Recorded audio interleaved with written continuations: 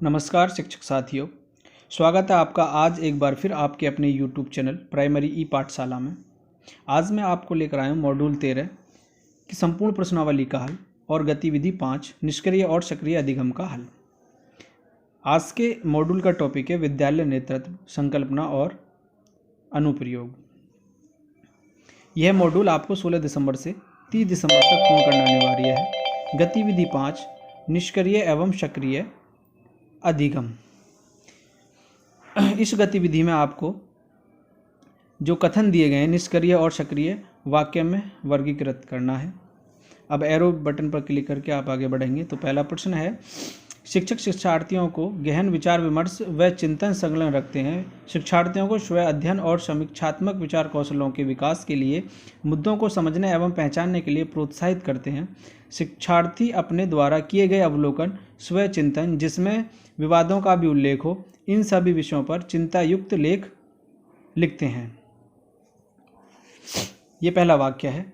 इसमें आपको सक्रिय अधिगम और निष्क्रिय अधिगम बताना है।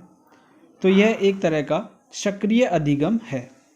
तो इसका दो ऑप्शन है, इसमें पहला ऑप्शन सही है, सक्रिय अधिगम। अगला वाक्य, शिक्षार्थी के लिए ज्ञान को बाहरी एवं ऐसा माना जाता है जिसे प्राप्त किया जाना है। तो क्या है, सक्रिय या निष्क्रिय अधिगम है, बताना है। यह भी एक सक्रिय अधिगम है। पहला ऑप्शन इसका सही है। अब आप एरो बटन पर क्लिक करके आगे बढ़ेंगे अगले प्रश्न की तरफ। अगला प्रश्न, अध्यापक उन सामाजिक, सांस्कृतिक और राजनीतिक संदर्भों को समझते हैं जिनमें शिक्षार्थी पलते व विकसित होते हैं। वे शिक्षार्थियों को सैद्धांतिक जानकारी के साथ साथ जीवन की वास्तविक स्थितियों से भी परिचित कराते हैं। क्या ये सक्रिय अधिगम है, निष्क्रिय अधिगम है? तो इसका भी पहला ऑप्शन सही है। यह भी एक सक्रिय अधिगम है। सक्रिय अधिगम पर क्लिक करके एरो बटन पर क्लिक करेंगे, आगे चलते हैं। अगला प्रश्न है आपके साथ, शिक्षार्थियों की विषय ज्ञान की अवधारणा को जानने के लिए कोई स्थान नहीं होता। तो क्या यह निष्क्रिय अधिगम है या सक्रिय अधिगम है? यह निष्क्रिय अधिगम है। पहला ऑप्शन सही है इसका, निष्क्रिय अधिगम। एरो बटन पर क्लिक करके आगे बढ़ना है। आपकी स्क्रीन पर अगला प्रश्न, चिंतन मनन व स्व अध्ययन के कम अवसर, क्या यह निष्क्रिय अधिगम है या सक्रिय अधिगम है? तो यह निष्क्रिय अधिगम है। ऑप्शन पहला सही है, निष्क्रिय अधिगम। एरो बटन पर क्लिक करके आगे चलते हैं। अगला प्रश्न आपकी स्क्रीन पर, सामाजिक पुनर्निर्माण के लिए जीवन के लोकतांत्रिक तरीकों समानता, न्याय, स्वतंत्रता, बंधुत्व, धर्मनिरपेक्षता एवं उत्साह को बढ़ावा देना सक्रिय अधिगम है या निष्क्रिय अधिगम? तो ये सक्रिय अधिगम है। पहला ऑप्शन सही है। पहले ऑप्शन पर क्लिक करके आगे बढ़ना है। अगला प्रश्न आपकी स्क्रीन पर, रट्टा प्रणाली को हतोत्साहित करना, शिक्षण अधिगम को एक आनंददायी व सहभागी गतिविधि बनाना, बाल केंद्रित क्रियाकलाप आधारित सहभागी अधिगम अनुभवों जैसे नाटक, प्रोजेक्ट, विचार विमर्श, संवाद, अवलोकन, भ्रमण आदि को सुनियोजित करना और सृजनात्मक कार्यों के साथ शिक्षण अधिगम को एकीकृत करना, क्या सक्रिय अधिगम है या निष्क्रिय अधिगम है? तो इसका पहला ऑप्शन सही है, ये सक्रिय अधिगम है। एरो बटन पर क्लिक करके आगे चलना है। आपकी स्क्रीन पर अगला प्रश्न, शिक्षार्थियों को समाज में अपनी स्थिति और अपनी मान्यताओं का पता लगाने व परखने के लिए कक्षा शिक्षण अधिगम प्रक्रियाओं में स्थान दिया जाता है। क्या सक्रिय अधिगम है या निष्क्रिय अधिगम, बताना है हमें। तो इसका भी पहला ऑप्शन सही है, यह सक्रिय अधिगम है।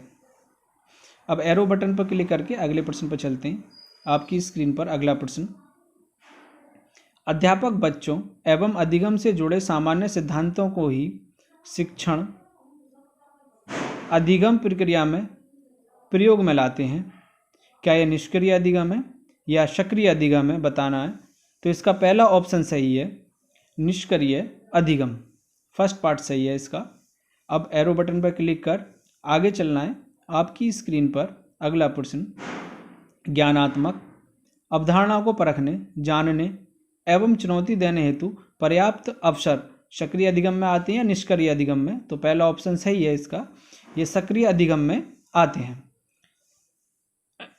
एरो बटन को क्लिक कर आगे चलना है। अगला प्रश्न आपकी स्क्रीन पर, समीक्षात्मक विचार कौशलों के माध्यम से शिक्षण अधिगम व्यक्तिगत एवं सामाजिक अनुभवों के साझा संदर्भों में ज्ञान को अर्जित किया जाता है। इसमें आपको सक्रिय अधिगम और निष्क्रिय अधिगम बताना है।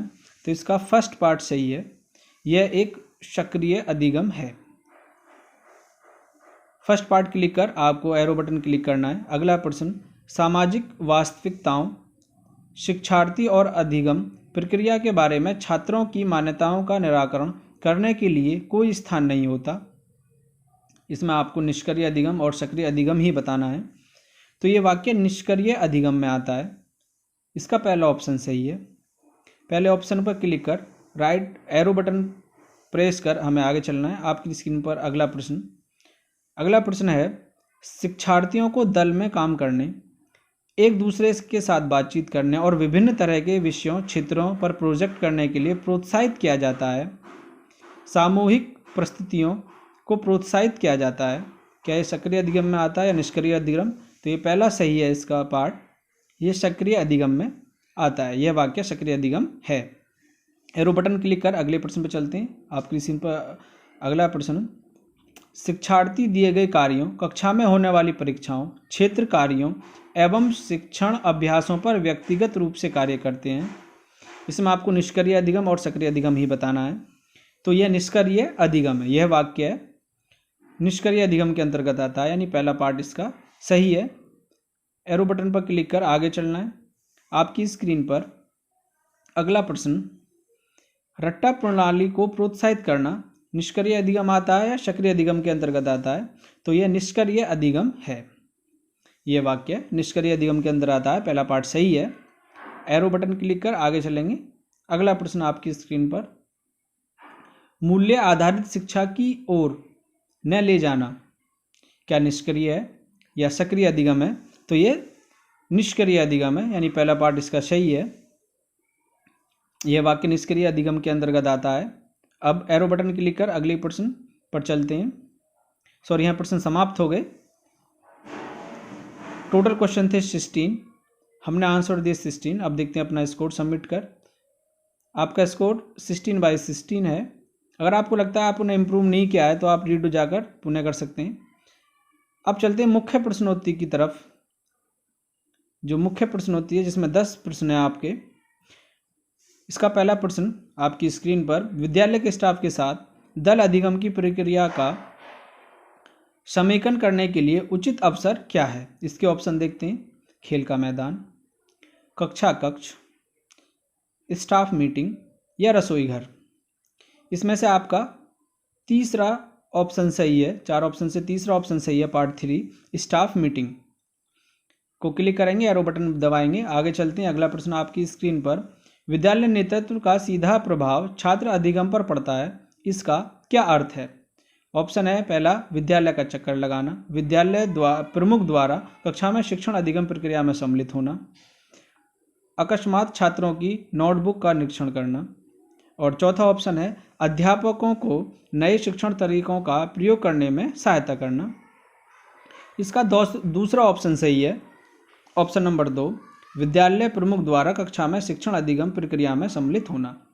एरो बटन क्लिक कर अगले प्रश्न पर चलते हैं। आपकी स्क्रीन पर अगला प्रश्न है, विद्यालय विकास योजना किसके लिए उपयोगी नहीं है?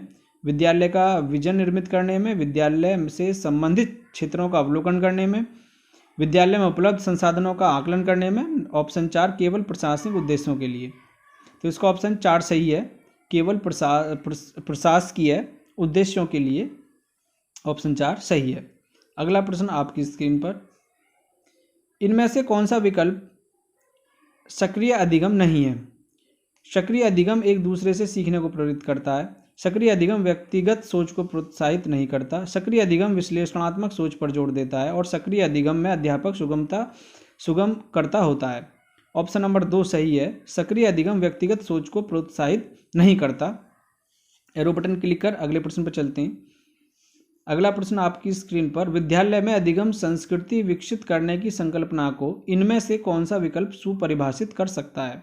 ऑप्शन है अधिगम प्रतिफल, विद्यालय विकास योजना, साझा दृष्टिकोण का निर्माण करना और दल अधिगम। तो इसमें ऑप्शन नंबर 4 सही है, दल अधिगम। दल अधिगम पर क्लिक कर एरो बटन दबाएंगे, आगे चलेंगे। अगला प्रश्न आपकी स्क्रीन पर, इनमें से कौन सी अकादमिक नेतृत्व के मुख्य अवयव नहीं है? सक्रिय अधिगम, शिक्षण शास्त्र विषय वस्तु ज्ञान, अकादमिक पर्यवेक्षण, प्रशासनिक नियमों एवं विनियमों की समझ। ऑप्शन नंबर 4 सही है इसका, प्रशासनिक नियमों एवं विनियमों की समझ। एरो बटन क्लिक कर आगे चलेंगे। अगला प्रश्न आपकी स्क्रीन पर, शिक्षण शास्त्र विषय वस्तु ज्ञान की संकल्पना में निम्नलिखित में से कौन सा बिंदु सहायक नहीं है? ऑप्शन है आपके विषय वस्तु ज्ञान, विषय की शिक्षण शास्त्र संबंधी समझ, छात्रों की अधिगम संबंधी आवश्यकताएं व विविधता, विद्यालय के भौतिक संसाधन। इसका ऑप्शन नंबर 4 सही है, विद्यालय के भौतिक संसाधन। विद्यालय के भौतिक संसाधन को क्लिक करना है, एरो बटन क्लिक करके आगे चलेंगे। आपकी स्क्रीन पर अगला प्रश्न है, स्वयं को विद्यालय अध्यापक के नेतृत्वकर्ता के रूप में विकसित करने हेतु 3 मुख्य अवयव क्या हैं? ज्ञान संप्रेषण एवं नकारात्मक सोच, ज्ञान कौशल एवं अभिवृत्ति, सकारात्मक सोच अन्वय होना एवं संप्रेषण, अभिवृत्ति कौशल एवं संप्रेषण। ऑप्शन नंबर 2 सही है, ज्ञान कौशल एवं अभिवृत्ति। ऑप्शन नंबर 2 पे क्लिक करना है, आगे चलेंगे एरो बटन क्लिक करके। अगला प्रश्न आपकी स्क्रीन पर, विद्यालय प्रमुख के तौर पर विद्यालय नेतृत्वकर्ता की क्या भूमिका होनी चाहिए? आपके पास ऑप्शन है, एक नेतृत्वकर्ता के रूप में leader by position, leader by action, leader by position के साथ साथ लीडर बाय एक्शन होना। तो इसका ऑप्शन नंबर 4 ही सही है, लीडर बाय पोजीशन के साथ साथ लीडर बाय एक्शन होना। इसे क्लिक करेंगे, क्लिक करने के साथ एरो बटन दबाएंगे, आगे चलेंगे। आपकी स्क्रीन पर अगला प्रश्न है, प्रभावशाली नेतृत्वकर्ता बनने के लिए स्वयं के कौन कौन से 2 महत्वपूर्ण आवश्यक गुण हैं? प्रशासक एवं प्रबंधक, आयोजक एवं आयोजनकर्ता, योजनाकर्ता, पहलकर्ता एवं सकारात्मक दृष्टिकोण, खलल पैदा करने वाला एवं शिकायती रवैया। तो ऑप्शन नंबर 3 सही है इसका, पहलकर्ता एवं सकारात्मक दृष्टिकोण। एरो बटन दबाएंगे, आगे चलेंगे। टोटल क्वेश्चन की हमने 10 आंसर दिए, 10 के। सबमिट टू कंटिन्यू पर करेंगे। अब अपना स्कोर चेक करते हैं, तो योर स्कोर इज 10/10। एग्जिट करेंगे, आपका प्रशिक्षण पूर्ण हुआ। Thank you for watching. Subscribe करें और लाइक करें चैनल को। धन्यवाद।